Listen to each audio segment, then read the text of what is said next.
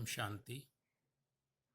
करुणा का कहना है कि निरंतर मुझे याद करो। बाबा का कहना है कि करुणा के समय में निरंतर मुझे याद करो। तो ये करुणा कहता है करो ना, बाबा को याद करो ना, बाबा का ज्ञान धारण करो ना, बाबा से योग लगाओ ना, बाबा की धारणा करो ना और बाबा की सेवा करो।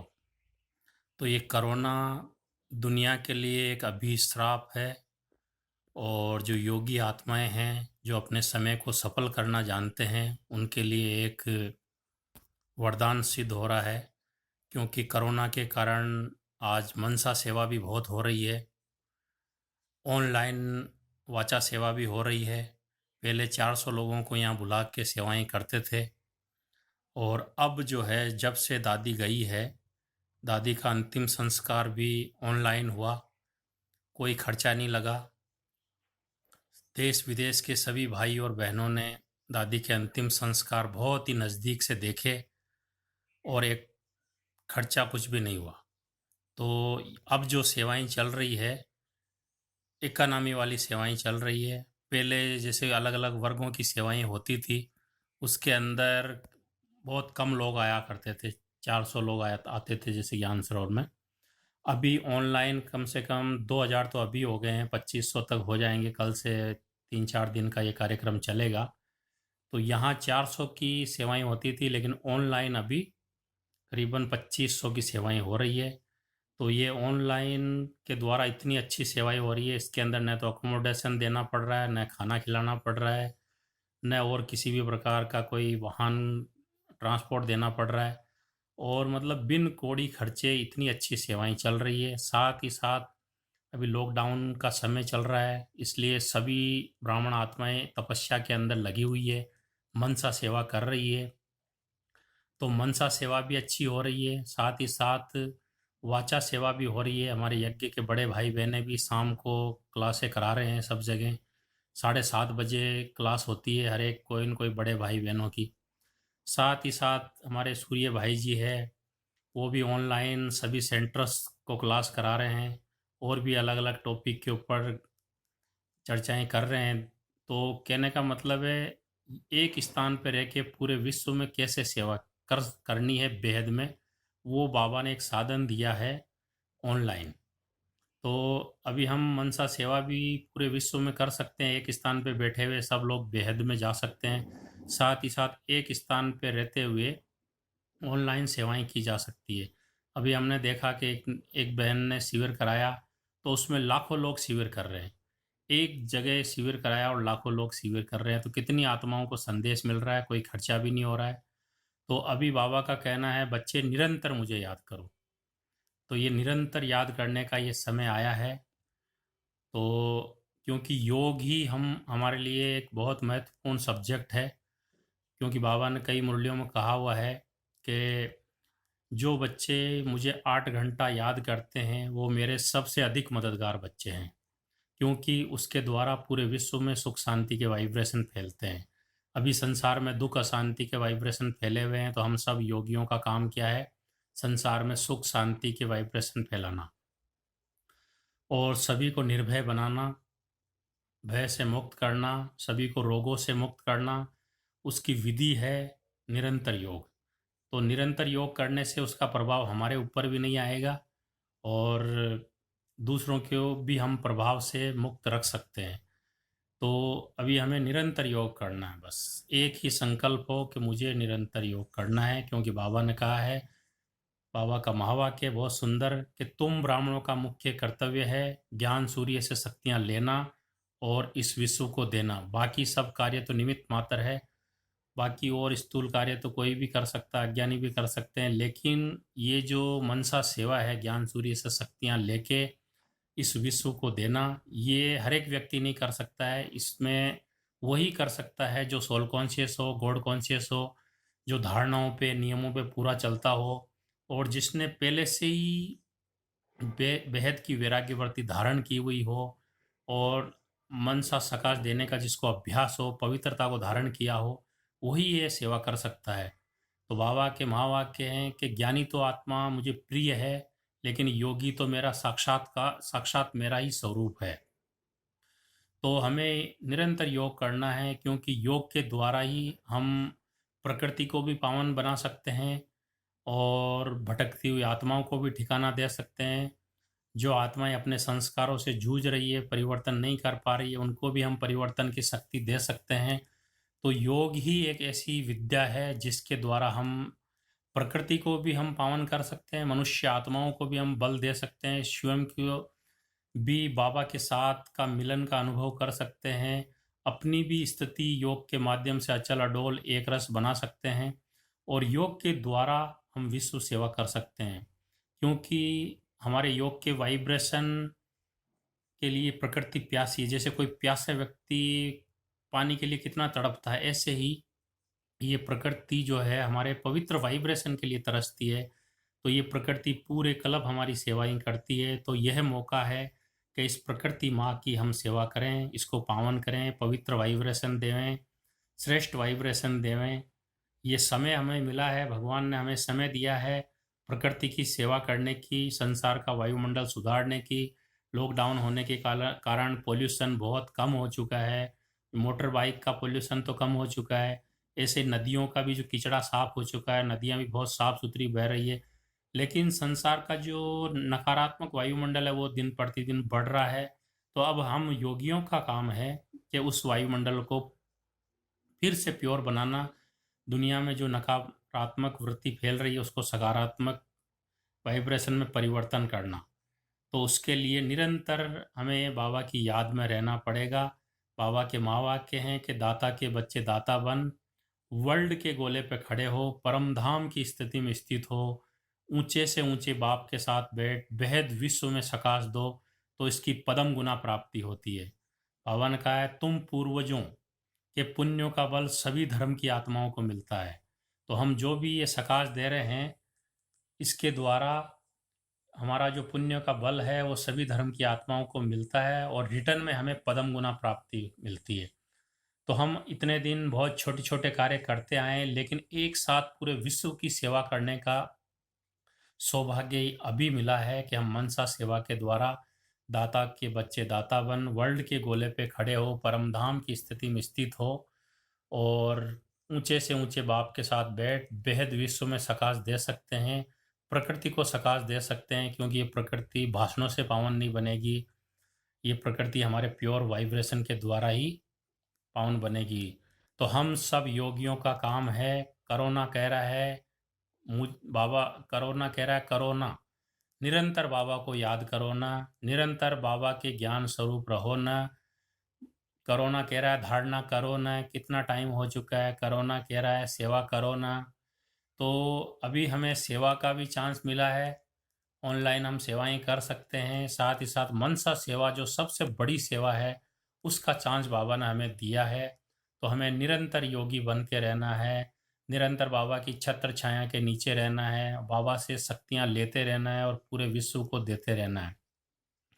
तो फरिश्ता स्वरूप में स्थित होकर पूरे विश्व को सकाश देना है। और सकाश देने के लिए कुछ धारणाओं की आवश्यकता है। एक तो हम ज्ञान का बल बढ़ाएं, जिससे ज्ञान का बल हमारे अंदर होगा तो व्यर्थ नहीं चलेगा। साथ ही साथ हम पवित्रता का बल बढ़ाएं, क्योंकि पवित्रता के बल के आधार पे ही हम अपने मन को एकाग्र कर सकते हैं और परम धाम में अपनी बुद्धि को स्थिर करके परमात्मा से शक्तियां लेके इस विश्व को दे सकते हैं। तीसरी बात है ड्रामा को साक्षी होकर देखें। जैसे भगवान इस ड्रामा को साक्षी होकर कैसे देखता है और निश्चिंत रहता है, क्यों क्या के क्वेश्चन में नहीं जाता है, इसी प्रकार से हम भी भगवान के बच्चे हैं, फरिश्ते हैं। तो बाबा कहते हैं फरिश्ता बनना है तो इस ड्रामा को साक्षी होकर देखो। भगवान जैसे इस ड्रामा को साक्षी होकर देखता है, ऐसे हमें भी साक्षी होकर देखना है। और चौथी बात है, हमें सभी मनुष्य आत्माओं के प्रति शुभ भावना शुभ कामना रखना है और निरंतर अभ्यास करना, अभ्यास पे अटेंशन देना है। हमें अमृत वेले से ही कि हमें ध्यान रखना है कि भाई अगर हम अमृत वेले 3 बजे उठते हैं तो 3 से 4 हमें क्या अभ्यास करना है, 4 से 5 हमें क्या अभ्यास करना है, 5 से 6 क्या करना है। ऐसे हमें 10 बजे तक हर घंटे क्या कार्यक्रम करना है, अपना टाइम टेबल बना लें किस घंटे में मुरली पढ़ना है, किस घंटे में चिंतन करना है। ऐसे हम केवल 5-6 घंटे सोने के निकाल के बाकी हर घंटे का एक चार्ट बना लें कि नहाते समय हमें क्या करना है, सेवा करते समय हमें क्या अभ्यास करना है, स्थूल कार्य करते हुए हमें क्या अभ्यास करना है, खाना खाते समय हमें क्या अभ्यास करना है। ऐसे हमें हर कर्म के अनुसार भी चार्ट बनाना है, साथ हर घंटे का चार्ट बनाना है। तो उससे हम निरंतर योगी स्वतः बन जाएंगे और फिर रात को हम लिखें कि आज पूरे दिन भर का चार्ट मेरा कितना घंटा हुआ है। तो अगर हमारा अटेंशन होगा कि मुझे निरंतर योगी बनना है तो हम अवश्य बनेंगे, कोई दिक्कत नहीं है। केवल बाबा की मदद हमारे साथ है।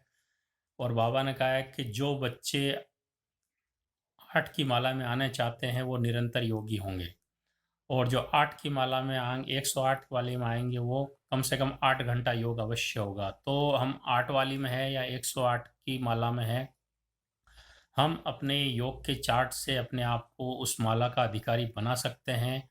इसमें किसी का कोई सपोर्ट की आवश्यकता नहीं है, हम अपने पुरुषार्थ से जो चाहें वो कर सकते हैं। तो जैसे शिव बाबा इस ड्रामा को साक्षी होकर देखता है, ऐसे हमें भी इस ड्रामा को साक्षी होकर देखना है। क्योंकि भगवान साक्षी होकर देखता है, इसलिए सारा सिस्टम ठीक ठाक चलता है। साक्षी न होने से सब कुछ ऊपर नीचे हो जाता है। तो एक छोटी सी कहानी आ रही है याद मुझे कि इस ड्रामा में जो भी होता है वो कल्याण होता है। तो एक बार की बात है कि भगत और भगवान के बीच में एक चर्चा चली कि भगवान आप तो कुछ करते ही नहीं हो, मुझे तो इधर उधर दौड़ना पड़ता है, ये करना पड़ता है, इतनी सेवाएं करनी पड़ती है, आप तो केवल खड़े रहते हो। तो भगवान ने कहा भाई खड़े रहने में बहुत मेहनत है। बोला नहीं, एक दिन मेरे को काम दो ये खड़े रहने का, आपका काम मुझे दो और मैं आपका काम करूँगा, आप मेरा काम करो। तो भगवान ने कहा चलो ठीक है, ओके, लेकिन ध्यान रखना तू बोलना मत, कोई भी आए तो बोलना मत, केवल आशीर्वाद की मुद्रा के अंदर तैयार रहना। तो बोला कि ठीक है, ये वादा हो गया, कोई बोलना नहीं है। तो बोला ठीक है। तो एक व्यक्ति आया, भगवान को 1 लाख रुपए लेके आया और 50,000 भगवान के चढ़ा दिए और 50,000 गलती से वहीं छोड़ गया हो, भूल गया हो। तो फिर क्या हुआ, उसके बाद दूसरा व्यक्ति आया, उसने 1 रुपया चढ़ाया भगवान के, और उसने तो भगवान से मांगा कि भगवान मेरे एक प्रोग्राम है और मेरे पास कोई पैसा नहीं है, 50,000 रुपये हो तो मैं गरीबों को ये भोजन करा सकूं। तो देखा पीछे मुड़ के तो एक 50,000 रुपये का बैग उसको भरा हुआ मिल गया है। तो वो उसको लेके चलता बना। अब पहले भी उसको बोलने का संकल्प आया भाई 50,000 छूट गया, लेकिन उसने कहा यार भगवान को ने मना किया। फिर दोबारा इसको संकल्प आया कि यार उसके 50,000 थे, ये लेके जा रहा है, तभी भी फिर याद आ गया नहीं नहीं भगवान ने कहा है कि बोलना नहीं है, तो वो बोला नहीं। उसके बाद फिर क्या हुआ, तीसरा व्यक्ति आता है। तीसरा व्यक्ति आता है और वो विदेश जाने वाला होता है। वो भगवान को कहता है कि भाई भगवान, मैं विदेश जा रहा हूँ, मेरी यात्रा मंगलमय हो, तो कोई भी दुर्घटना न हो ऐसी। तो भगवान से बोलता है। उतने में क्या होता है कि दूसरा जो पहला वाला व्यक्ति जिसका पैसा गुम हो चुका है, वो पुलिस को लेके आ जाता है और वो कहता है मेरा पैसा यहाँ पे छूटा है। तो ये कहा तो फिर क्या किया कि जो व्यक्ति विदेश जा रहा था उसको पकड़ लिया गया और उसको जेल में ले जाने की कोशिश कर रहे जितने के अंदर, तो उससे रहा नहीं गया। जो ब्राह्मण था उसको मना किया था बोलना नहीं, लेकिन उससे रहा नहीं गया और उसने कहा रुको रुको रुको। तो उसने देखा भगवान बोल रहे हैं क्या, तो उसने बोला नहीं, मैं भगवान की जगह आज मैं खड़ा हूँ। तो बोला अच्छा। बोला क्या हुआ। बोला कि भाई ये इसने ये पैसा लेके नहीं गया, पैसा तो वो फलाना व्यक्ति लेके गया, उसने ऐसी ऐसी ड्रेस पहनी हुई है, ऐसा ऐसा उसका होलिया है। तो फिर क्या हुआ, इस व्यक्ति को छोड़ दिया और दूसरा उस व्यक्ति से पैसा ले लिया, और पैसा लेके और फिर बाद में वो खुश हो गया कि चलो आज तो मैंने तो एक व्यक्ति को जेल में जाने से बचा लिया के। तो फिर भगवान आए शाम को, बोला भाई कैसा रहा दिन भर। बोला भगवान बहुत अच्छा रहा के, लेकिन मैंने बहुत बड़ा काम कर दिया जो आपने भी आज तक नहीं किया है, कि आप तो चुप ही रहे हो, लेकिन मैंने आज बोल के बहुत अच्छा काम किया। बोला क्या किया। बोला ऐसे ऐसे, पहले 1 लाख रुपया लेके एक व्यक्ति आया था, उसने कहा कि मैं 50,000 भगवान आपको देता हूँ, 50,000 वहाँ रख दिए और वो भूल गया और चलता बना। दूसरा आया तो वो 50,000 1 रुपया चढ़ा के और 50,000 रुपये लेके चलता बना। और तीसरा जो आया बेचारा, वो विदेश जा रहा था, तो उसको पुलिस ने पकड़ लिया और उसको जेल में डालने वाले थे, तो मैंने उसको बचा लिया बोल के। तो भगवान ने कहा मैंने तेरे को मना किया था ना बोलने के लिए, तो बोला नहीं मैंने तो बोल के अच्छा किया। बोला कि यही तो मैंने कहा था कि भाई तू बोलेगा गड़बड़ हो जाएगा। फिर भगवान ने कहानी बताई कि भाई ये व्यक्ति जो था, पहला व्यक्ति ये चोर था। इसका वादा था कि कभी भी मतलब मैं लाऊंगा 1 लाख लेके आता हूँ चोरी करके, तो आधा आपका आधा मेरा। तो वो चोरी का माल था तो आधा तो वो चढ़ा दिया और आधा भूल गया। तो दूसरा व्यक्ति जो आया वो बहुत ज़रूरतमंद था, उसके कार्यक्रम होना था, गरीबों को भोजन कराना था। तो उसके द्वारा गरीबों को भोजन मिल जाता है और इस पहले व्यक्ति का भी सफल हो जाता। और तीसरा व्यक्ति जो अभी विदेश जाने वाला था, तो वो जिस बोर्ड में जा रहा वहाँ तूफान आने वाला था। तूफान आएगा, अगर ये मान लो कि इसको जेल हो जाती 2-3 दिन की, तो इसकी जान बच जाती, इसका परिवार बच जाता। लेकिन तूने सारा गड़बड़ कर दिया, उस पहले व्यक्ति का भी भाग्य बनने से वंचित कर दिया, दूसरे व्यक्ति का भी तूने काम रोक दिया जो भगवान के पास आया था, और तीसरे व्यक्ति की भी तूने जो है जान गंवा दी, उसके परिवार की जान गंवा दी। तो तेरे को मैंने कहा था ना कि भाई नहीं बोलना भी बहुत बड़ी सेवा है। तो कहने का भाव ये है कि साक्षी होकर इस ड्रामा को देखना ये बहुत बड़ी स्थिति की बात है। तो अगर हमें भगवान समान बनना है, फरिश्ता बनना है, बाप समान बनना है, तो हमें इस ड्रामा को साक्षी होकर देखने का अभ्यास करना है। इस ड्रामा में जो भी कुछ हो रहा है, अकल्याण भी हो रहा है, लेकिन पर्दे के पीछे कल्याण है, हमें ये ध्यान रखना है। गीता का वचन याद रखना है, जो हुआ अच्छा हुआ, जो हो रहा है अच्छा हो रहा है। इसलिए हमें निश्चिंत रहना है, क्योंकि हम एक काल की दृष्टि से देखते हैं, लेकिन परमात्मा त्रिकालदर्शी है, वो तीनों कालों की दृष्टि से हर चीज़ को देखता है और देख के वो साक्षी रहता है। तो हमें भी परमात्मा की तरह ही सोच रखनी है, इस ड्रामा को साक्षी होकर देखना है। साक्षी होकर देखेंगे तभी हम निरंतर योगी बन सकते हैं, सहज योगी बन सकते हैं। तो अब निरंतर योगी बनने के लिए सदा ये स्मृति रहे कि बाबा मेरे साथ है, मेरे सर के ऊपर छत्र छाया है। जब मैं बैठूं तो इस संकल्प में बैठूं कि मैं परम धाम में बाबा की किरणों के नीचे बैठा हूं, और जब मैं चलूं तो मैं फरिश्ता हूं, परम धाम से सर्वशक्तिवान की किरणें मेरे ऊपर पड़ रही है। और जब मैं चलूं तो मैं फरिश्ता लाइट माइट की किरणें फैलाते हुए जा रहा हूं। इस प्रकार से हम बैठते समय, खड़े होते समय और चलते समय ये तीनों प्रकार के अभ्यास करना है और निरंतर योगी बनना है और इस वैल्यूबल समय को सफल करना है। ओम शांति। Thank you.